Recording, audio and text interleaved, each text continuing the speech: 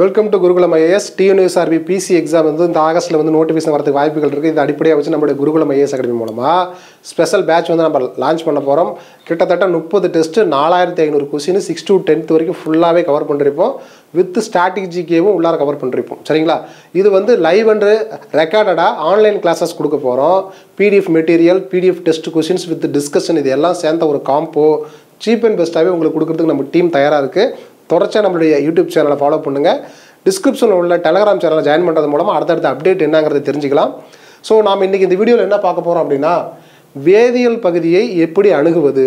இந்த காவலர் தேர்வு டிஎன்யூஎஸ்ஆர்பி பிசி எக்ஸாமில் கெமிஸ்ட்ரியில் எத்தனை கொஸ்டின் கேட்குறாங்க, அதில் எப்படி நம்ம முழு மதிப்பெண்கள் எடுப்பது, என்ன சிலபஸ், என்னென்ன பாடங்களை படித்தா நம்ம வந்து எளிமையாக அதில் மதிப்பெண்கள் எடுக்கலாம் அப்படிங்கிறதான் தெளிவாக பார்க்க போகிறோம்.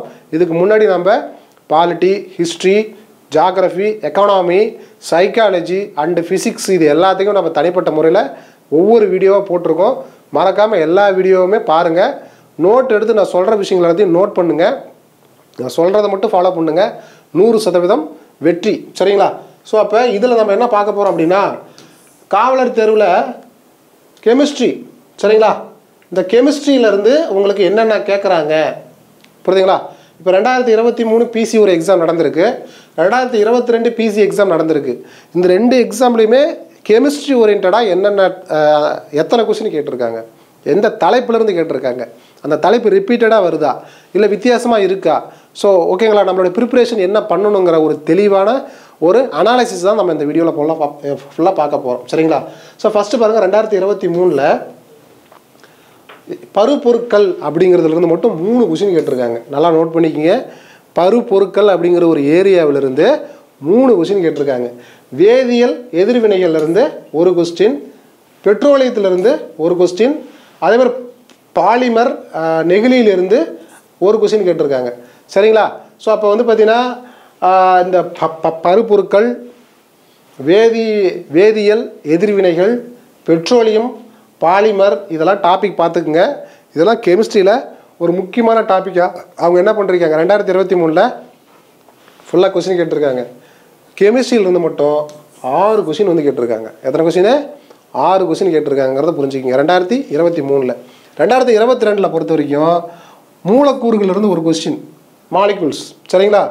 ஆக்சிஜன் ஏற்றத்திலிருந்து ஒரு கொஸ்டின், பெட்ரோலியத்திலிருந்து ஒரு கொஸ்டின், அதேமாதிரி பருப்பொருள் பிரிப்பிலிருந்து ஒரு கொஸ்டின். மொத்தம் வந்து பார்த்தீங்கன்னா 2022 பிசியில் 4 கொஸ்டின் கேட்டிருக்காங்க.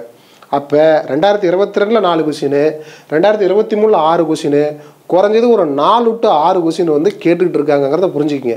சரிங்களா? இந்த வருஷமும் இதே ஒரு 4 to 6 வரலாம் அப்படிங்கிறத புரிஞ்சுக்கிங்க. அல்லது இதில் கொஞ்சம் கொஸ்டினை கம்மி பண்ணிவிட்டு ஃபிசிக்ஸுக்கு வெயிட்டேஜ் கொடுக்கலாம். போன கடைசி ஃபிசிக்ஸில் ஒரு கொஸ்டின் தான் கேட்டாங்க. ஸோ இந்த டைம் வந்து பார்த்திங்கன்னா ஃபிசிக்ஸுக்கு அதிக வெயிட்டேஜ் கூட கொடுக்கலாம், யாரு கண்டா. ஸோ அதனால தான் எல்லா பாடத்தையும் படிங்க, எல்லா சப்ஜெக்டையும் படிங்க. மானமே எல்லை, ஸ்டேட் ரேங்க் தான் நம்மளுடைய நோக்கம் அப்படின்னு நினச்சி படிங்க.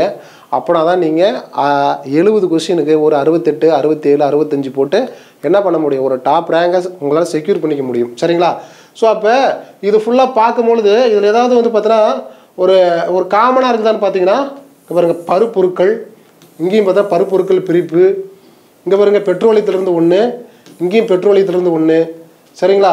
ஸோ இது எல்லாமே ரிப்பீட்டடாக வரக்கூடிய டாபிக். ரெண்டுத்துக்கும் உள்ள காமன் டாப்பிக்லாம் பாருங்கள். சரிங்களா? ஸோ அப்போ இந்த காமன் டாப்பிக்லாம் ரிப்பீட்டடாக வரக்கூடிய ஏரியாங்கிறத புரிஞ்சுக்கிங்க.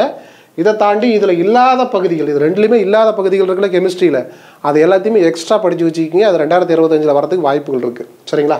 ஓகே. ஸோ ஃபிசிக்ஸ் இப்போ பார்த்த மாதிரி இப்போ வந்து கெமிஸ்ட்ரியில் பார்க்க போகிறோம். அப்படி என்ன தான் இதில் சிலபஸ் கொடுத்து வச்சுருக்காங்க, எதில் அந்த கெமிஸ்ட்ரியில் அப்படி என்ன தான் சிலபஸ் கொடுத்து வச்சுருக்காங்கன்னு பார்க்கும்பொழுது, அறிவியல்னு கொடுத்து வேதியியல், இந்த வேதியியல்ங்கிற பகுதியை ஃபுல்லாக படிக்கணும். என்ன சார் படிக்கணும்? 6 to 10th வரைக்கும் இருக்கிற பாடத்தை படிக்கணுங்கிறத மட்டும் புரிஞ்சுக்கிங்க. சரிங்களா? ஸோ அப்போ இதில் மொத்தம் எத்தனை பாடங்கள்? 28 பாடங்களை நம்ம சிலபஸ் வைஸாக டாபிக் வைஸாக என்ன பண்ணுறோங்க பிரித்து கொடுத்துருக்கோம். அந்த 28 பாடங்களை மட்டும் படித்தா போதும், குறைஞ்சது ஒரு 4 to 6 கொஸ்டின் உங்களுக்கு 100% கிடச்சிருங்கிறத புரிஞ்சுக்கிங்க. சரிங்களா? ஸோ அப்போ நம்ம இதுக்கு முன்னாடி ப்ரீவியஸ் கொஸ்டின் பேப்பர் என்னென்ன தலைப்புன்னு தெளிவாக பார்த்துட்டோம். இனிமேல் நம்ம புக்கை ஓப்பன் பண்ணாவே அந்த தலைப்பில் ஏதாவது பாயிண்ட் இருக்கா அப்படின்னு தான் நமக்கு வந்து என்ன பண்ண தோணும், படிக்க தோன்றும். சரிங்களா? அதே மாதிரி இப்போ 28 பாடங்களை நான் சிலபஸ் வைஸாக பிரித்து கொடுத்துருக்கேன். அதில் வந்து என்னது, நம்மை சுற்றி உள்ள பருப்பொருட்கள் அப்படிங்கிற ஒரு தலைப்பு. அதில் என்னது, 6th கெமிஸ்ட்ரி டேர்ம் 1ல் நம்மை சுற்றியுள்ள பருப்பொருட்கள்ங்கிற ஒரு தலைப்பு. 7th கெமிஸ்ட்ரி டேர்ம் 1ல் நம்மை சுற்றியுள்ள பருப்பொருட்கள். 8th கெமிஸ்ட்ரியில் நம்மை சுற்றியுள்ள பருப்பொருட்கள். 9th கெமிஸ்ட்ரியில் நம்மை சுற்றியுள்ள பருப்பொருட்கள். இந்த 4 பாடத்தை படிச்சிட்டிங்கன்னா பருப்பொருட்கள்ங்கிற ஏரியாவிலேருந்து 2 எக்ஸாம்லையுமே கேட்டிருக்கான். 2022-23 பருப்பொருட்கள்ங்கிற ஏரியாவிலேருந்து 2 எக்ஸாம்லையுமே அதுலேருந்து கொஸ்டின்ஸ் வந்து அதிகமாக ரைஸ் ஆகிருக்கு. ஸோ அதனால் இது ரொம்ப ரொம்ப ரொம்ப ஒரு முக்கியமான ஒரு ஏரியா. இந்த 4 பாடத்தை படிச்சிங்கன்னா கம்பல்சரி கொஸ்டின் உண்டுங்கிறத ப்ரீவியஸ் கொஸ்டின் பேப்பர் மூலமாகவே நம்ம தெரிஞ்சுக்கிட்டோம். நெக்ஸ்ட் பாருங்கள், நம்மை சுற்றி நிகழும் மாற்றம்னு ஒரு தலைப்பில் 6th கெமிஸ்ட்ரி டேர்ம் 2ல் நம்மை சுற்றி நிகழும் மாற்றங்கள், 7th கெமிஸ்ட்ரி டேர்ம் 2ல் வந்து நம்மை சுற்றி நிகழும் மாற்றங்கள், 8th கெமிஸ்ட்ரியில் வந்து பார்த்தீங்கன்னா நம்மை சுற்றி நிகழும் மாற்றங்கள். இந்த 3 டாபிக்ங்கிறத புரிஞ்சுக்கிங்க. சரிங்களா? ஓகே. அடுத்து வந்து பாருங்கள், ஸோ தனிமங்கள் மற்றும் அவற்றின் இந்த கூறுகள் அப்படிங்கிற ஒரு தலைப்பில் 2 தலைப்பு வந்து நீங்கள் ஃபுல்லாக படித்தா போதுமானது. 9th கெமிஸ்ட்ரியில் தனிமங்களின் வகைப்பாட்டு அட்டவணை, இந்த பீரியாடிக் டேபிள்லாம் இருக்குல்ல, அதை ஃபுல்லாக படிச்சுக்கிங்க. 10th கெமிஸ்ட்ரியில் வந்து பார்த்தீங்கன்னா தனிமங்களின் ஆவர்த்தன வகைப்பாடு. ஸோ இந்த 2 பாடத்தை படிச்சிட்டிங்கனாவே உங்களுக்கு வந்து இந்த பீரியாடிக் டேபிளில் இருந்து ஆவர்த்தனங்கள், தனிமங்கள், கனிமங்கள் இப்படிங்கிற இது எல்லா ஏரியாவும் அது உள்ளார கவர் ஆகிடுங்கிறத புரிஞ்சுக்கிங்க.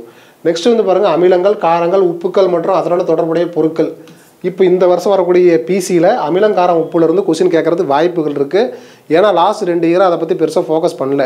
இந்த வருஷம் கேட்கறது வாய்ப்புகள் இருக்குது.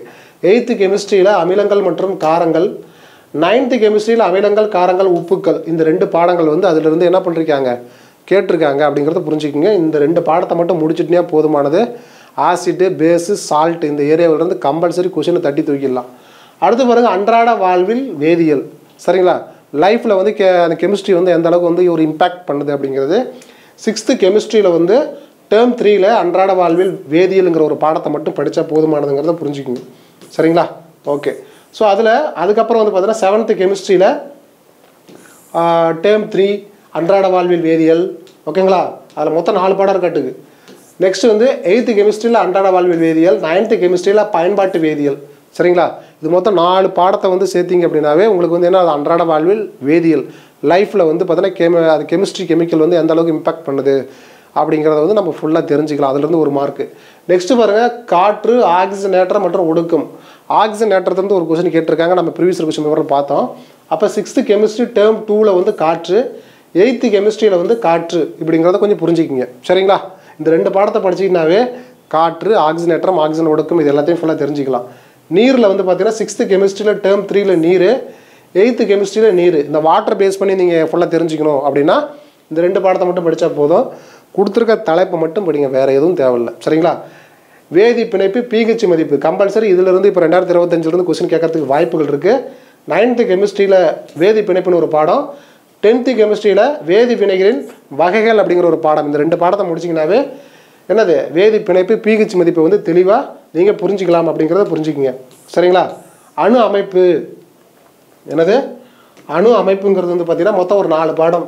7th கெமிஸ்ட்ரியில் டேர்ம் 1ல் அணு அமைப்பு, 8th கெமிஸ்ட்ரியில் வந்து அணு அமைப்பு, 9th கெமிஸ்ட்ரியிலையும் அணு அமைப்பு, 10th கெமிஸ்ட்ரியில் அணுக்களும் இந்த மூலக்கூறுகளும் அப்படிங்கிறத புரிஞ்சுக்கிங்க. இந்த 4 பாடத்தை படிச்சிங்கன்னா அட்டாமிக் ஸ்ட்ரக்சரை பற்றி பேசிக்காக தெரிஞ்சுக்கலாம். அதுலேருந்து ஒரு கொஸ்டின் கேட்குறது வாய்ப்புகள் இருக்குது. நெக்ஸ்ட் பாருங்கள், கார்பனும் அதன் சேர்மங்களும். 9th கெமிஸ்ட்ரியில் வந்து பார்த்தீங்கன்னா கார்பனும் அவற்றின் சேர்மங்களும் ஒரு பாடம். அதே 10th கெமிஸ்ட்ரியில் வந்து கார்பனும் அதன் சேர்மங்களுங்கிறத புரிஞ்சுக்கிங்க. சரிங்களா? லாஸ்ட்டாக வந்து பார்த்தீங்கன்னா கரைசல்கள் அப்படின்னு ஒரு டாபிக். அது வந்து பார்த்தீங்கன்னா 10th கெமிஸ்ட்ரியில் கரைசல்கள்னே ஒரு பாடம் இருக்குது. அதை முடிச்சிட்டிங்கன்னா 100% உங்களுக்கு வந்து பார்த்தீங்கன்னா 6th to 10th கெமிஸ்ட்ரி ஓரியன்டாக டாபிக் வைஸாக படித்து முடித்துருவீங்க. நீங்கள் புக்கு வைஸாக படிக்கிறத விட நான் சொல்கிற டாபிக் வைஸாக இப்போ அணு அமைப்பு, அணுவை பற்றி தெரிஞ்சுக்கணும்னா அந்த 4 பாடத்தை வந்து நீங்கள் வரிசையில் படித்தா போதும். அப்போ 6வது 7வதுல ஒரு பேசிக்காக படிச்சிருப்பேன். அதே அணு அமைப்பை 8வது 9வது 10வது படிக்கும்போது பேசிக்கிலேருந்து அப்படியே தொடர்ச்சியாக படிக்கும்போது இன்னும் கொஞ்சம் அதை வந்து ஈஸியாக புரியும், அப்டேட் ஆகும், தெளிவு கிடைக்கும், ரிவிஷன் பண்ணுறதுக்கு நல்லா வசதியாக இருக்கும். அப்போ நீங்கள் படிக்கும்பொழுது இந்த மாதிரி சிலபஸ் வைஸாக படித்து நோட்ஸ் எடுத்து நீங்கள் எடுத்த நோட்ஸை வந்து திரும்ப ரீகால் பண்ணும்பொழுது ஸ்டேட் ரேங்க் நீங்கள் வாங்கிடுவீங்க. சரிங்களா? என்னால் முடியாது, நான் சுமாராக தான் படிப்பேன், அப்படி படிப்பேன், இப்படி படிப்பேன்னா உங்களுக்குள்ளே நீங்கள் ஒரு வட்டத்தை போட்டுக்காதீங்க. யார் வேணாலும் ஸ்டேட் ரேங்க் வாங்கலாம், டாப் ரேங்க் வாங்கலாம். நீங்கள் படிக்கிற மெத்தடு உங்களுக்கு நல்ல ஒரு மென்டர், நல்ல ஒரு டெஸ்ட் பேட்ச், நல்ல ஒரு கிளாஸ் கிடைச்சா போதுமானது. அதை கொடுக்குறதுக்கு நாங்கள் தயாராக இருக்கோம். மறக்காமல் நம்மளுடைய பிசி பேட்சில் ஜாயின் பண்ணிக்கிங்க. அதுக்கான அப்டேட் அடுத்தடுத்த வீடியோவில் வந்துக்கிட்டே இருக்கும். நம்மளுடைய டெலகிராம் சேனலில் ஜாயின் பண்ணிக்கிங்க. ஸோ பிளேலிஸ்ட்டில் வந்து நம்மளுடைய பிளேலிஸ்ட்டு லிங்க் வச்சுருக்கேன். இதுக்கு முன்னாடி பிசி எக்ஸாமுக்கு நம்ம என்னென்ன வீடியோ போட்டோமோ அது எல்லா வீடியோவுமே அந்த பிளேலிஸ்ட்டில் இருக்குது. தொடர்ச்சியாக ஃபாலோ பண்ணுங்கள், சப்போர்ட் பண்ணுங்கள், மறக்காமல் கமெண்ட் பண்ணுங்கள். நன்றி.